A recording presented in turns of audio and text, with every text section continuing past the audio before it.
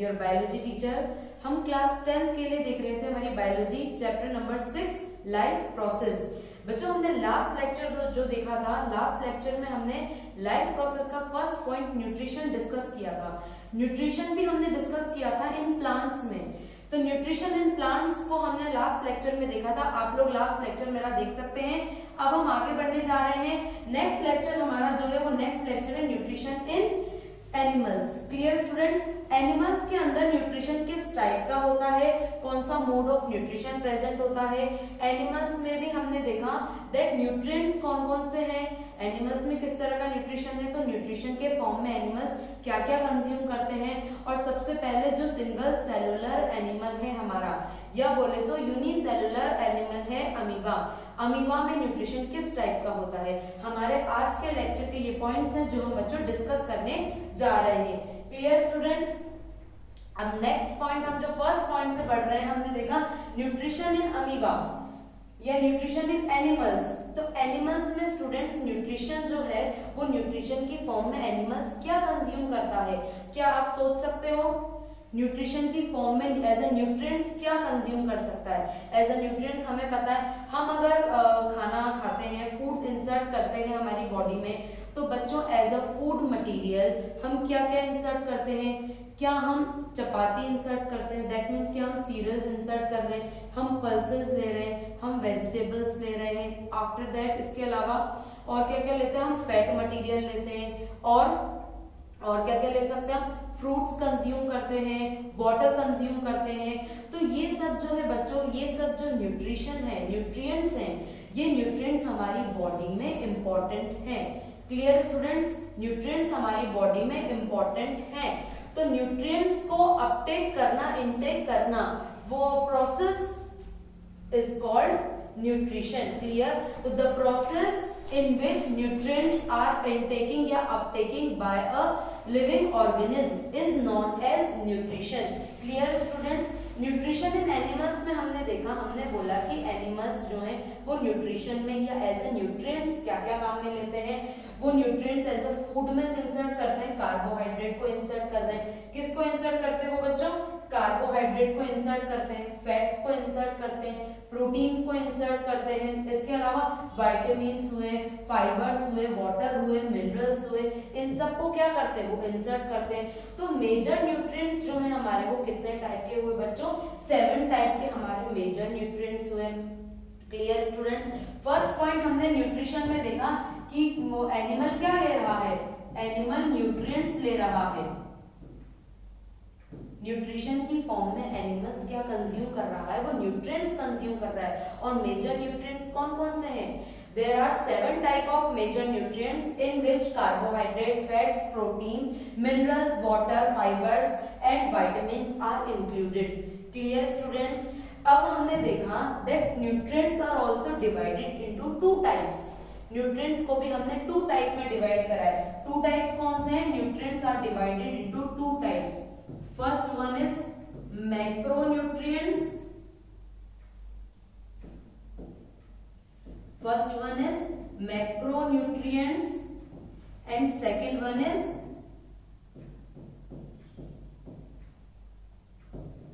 micronutrients. Clear student? First is saying macronutrients, second is saying micronutrients.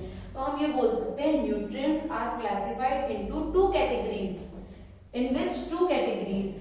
2 categories कौन कौन सी? Macronutrients and micronutrients. अब बच्चों हम नाम से पता लगाएंगे, मैक्रो एंड माइक्रो।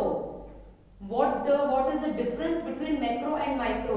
क्या माइक्रो के लिए हम ये वर्ड कह सकते हैं that micro means small quantity, and macro के लिए हम ये बोल सकते हैं लार्ज। दैट मीन्स क्या पॉइंट ये बोल सकते हैं students, large quantity and small quantity में जो न्यूट्रिएंट्स हमारी बॉडी के लिए रिक्वायर्ड होंगे उसे हमने क्या कहा है? उसे हमने कहा है मैक्रोन्यूट्रिएंट्स एंड माइक्रोन्यूट्रिएंट्स। इन मैक्रोन्यूट्रिएंट्स हम बोल रहे हैं लार्ज क्वांटिटी में रिक्वायर्ड है, लार्ज क्वांटिटी में रिक्वायर्ड है। क्लियर? और माइक्रोन्यूट्रिएंट्स के लिए बोल रहे हैं कि ये स्मॉल क्वांटिटी में रिक्वायर्ड है। क्लियर है स्टूडेंट्स?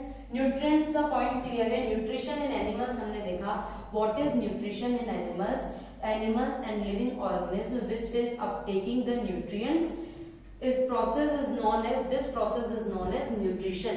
क्लियर स्टूडेंट्स, न्यूट्रिशन की फॉर्म में एनिमल लिविंग ऑर्गेनिज्म क्या क्या लेता है, क्या क्या कंज्यूम करता है, वो कंज्यूम कर रहा है carbohydrate, fats, proteins, minerals, water, fibres and vitamins. Major nutrients है, there are 7 type of major nutrients which is divided into 2 categories, in which 2 categories are macronutrients and micronutrients। Macronutrients, that nutrients which is required in large quantity, clear? For example, carbohydrate, fats and proteins। For example students, carbohydrate, fats, proteins and water, they are required in large quantity, in high amount। clear student? next हमने बोला micronutrients। Micronutrients, they are required in small quantity, just like vitamins, minerals and fibers etc। point clear? Any doubts in this point students? अब एक point यहाँ पर मैं ये और बताना चाहती हूँ बच्चों आप सभी को, इम्पोर्टेंट पॉइंट है, मैक्रोन्यूट्रिएंट्स हो, लार्ज क्वांटिटी हो या स्मॉल क्वांटिटी हो, अगर किसी भी न्यूट्रिएंट में क्या होगी, डेफिशिएंसी होगी, किसी भी न्यूट्रिएंट की अगर डेफिशिएंसी हो जाएगी तो क्या हमारी बॉडी या एनिमल की बॉडी अफेक्टेड होगी या नहीं होगी? क्या पॉइंट क्लियर है स्टूडेंट्स? चाहे लार्ज क्वांटिटी में प्रेजेंट हो मैक्रोन्यूट्रिएंट्स हो, चाहे वो स्मॉल क्वांटिटी में प्रेजेंट हो माइक्रोन्यूट्रिएंट्स हो, बट अगर उनमें डेफिशिएंसी हो गया, डेफिशिएंसी होते ही उनमें स्टूडेंट्स ये बात क्लियर है उनकी बॉडी में उसकी डेफिशिएंसी हो जाएगी, तो क्या बॉडी अफेक्टेड होगी? क्लियर है पॉइंट स्टूडेंट्स? तो बॉडी उनकी अफेक्टेड होगी। ये तो रही बात, हमने देखा न्यूट्रिशन इन एनिमल्स। क्लियर कि व्हाट इज न्यूट्रिएंट्स, न्यूट्रिशन की प्रोसेस क्या है, एनिमल न्यूट्रिएंट्स की फॉर्म में क्या कंज्यूम करते हैं। Clear student? नेक्स्ट प्रोसेस हम देखने जा रहे हैं। क्या बच्चों हमने कल जब देखा था तो कल हमने ये पॉइंट देखा था दैट मोड ऑफ न्यूट्रिशन, कल बोले तो हमारा लास्ट लेक्चर जो था, लास्ट लेक्चर के अंदर हम न्यूट्रिशन के मोड ऑफ न्यूट्रिशन देख कर आए थे। मोड ऑफ न्यूट्रिशन में बच्चों क्या हमने autotrophic and heterotrophic mode of nutrition देखा था। I am repeating this point students. सबसे पहले मैंने बोला हमने देखा न्यूट्रिशन, न्यूट्रिशन के बाद हमने लास्ट लेक्चर में भी न्यूट्रिशन डिस्कस किया था। लास्ट लेक्चर में हमने देखा था ऑटोट्रॉफिक मोड ऑफ न्यूट्रिशन, इस लेक्चर में देखने जा रहे हैं हेटेरोट्रॉफिक मोड ऑफ न्यूट्रिशन। अब इधर ध्यान से देखना बच्चों, what is heterotrophic mode of nutrition या heterotrophic nutrition। Trophic means mode of nutrition, the process by which a living organism uptake its food। Clear? मतलब फूड को कंज्यूम करने की प्रोसेस को हमने बोला है ट्रॉफिक और mode of nutrition. Clear students? Hetero means होता है depending on others, hetero means depending on others. तो हम ये बोल सकते हैं students that heterotrophic mode of nutrition जो है या हेटेरोट्रॉफिक न्यूट्रिशन जो है that nutrition which is depending on others. Other what? Depending on others, depending on other living organism, depending of other living organism. Clear students? अब directly and indirectly वो किस पे dependent होंगे? लिविंग ऑर्गेनिज्म पे dependent होंगे। Clear बच्चों? ये point आप सभी को मैं फिर से रिपीट कर रही हूँ। हमने न्यूट्रिशन के टाइप्स देखे थे। There are 2 mode of nutrition, one is autotrophic mode of nutrition जो हम लास्ट लेक्चर में डन करके आए हैं। क्लियर? सेकंड है heterotrophic mode of nutrition. Hetero means depending on others, other what? Others are living organisms, that means plant and animals। तो जो animals हैं वो कैसे प्लांट एंड एनिमल्स पे डायरेक्टली एंड डायरेक्टली क्या होते हैं? डिपेंडेंट होते हैं। जस्ट लाइक आप और मैं, हम जो है हम ह्यूमन बींग्स की अगर बात करें, हम किस किस के लिए डिपेंडेंट हैं? हम वेजिटेबल्स, सीरियल्स, फ्रूट्स, इन सब के लिए क्या हम प्लांट्स पर एंड ट्रीज पर डिपेंडेंट हैं। Point clear students? क्या हम मिल्क, एग, मीट के लिए क्या हम एनिमल्स पर डिपेंडेंट हैं? That means we are depending on other living organism. Clear student? अब हेटेरोट्रॉफिक मोड ऑफ न्यूट्रिशन के टाइप्स, वेरियस जो एनिमल्स हैं उनमें हेटेरोट्रॉफिक मोड ऑफ न्यूट्रिशन जो है वो कितने टाइप का होता है। क्लियर? हम वो देखने जा रहे हैं स्टूडेंट्स, हम देखने जा रहे हैं। There are 3 type of heterotrophic mode of nutrition. Three types of heterotrophic mode of nutrition. First one is saying holozoic nutrition. Clear? Holozoic nutrition. Second is saprophytism or saprophytic nutrition. Third is parasitism or parasitic nutrition. Clear students? First is saying holozoic nutrition. Holozoic nutrition क्या है बच्चों? देखना, the organism feed by ingesting solid organic matter which is then digested and absorbed into their bodies.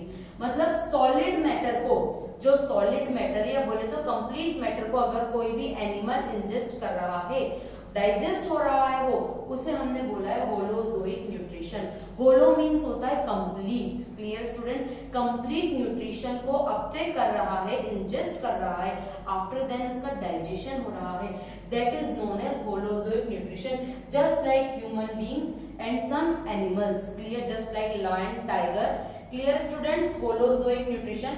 Second पर हम आगे बढ़े. Second हमने बोला सेप्रोफाइटिज्म और saprophytic nutrition. Saprophytic, what is saprophytic? Saprophytic means, saprophytes means dead and decaying matter. Saprophytic means dead and decaying. So that type of nutrition in which and living organism is dependent on dead and decaying matter. Clear? Dead and decaying matter से अगर अपना nutrition ले रहा है, अपने nutrients को consume कर रहा है, that process is known as saprophytic mode of nutrition और सेप्रोफाइटिक न्यूट्रिशन.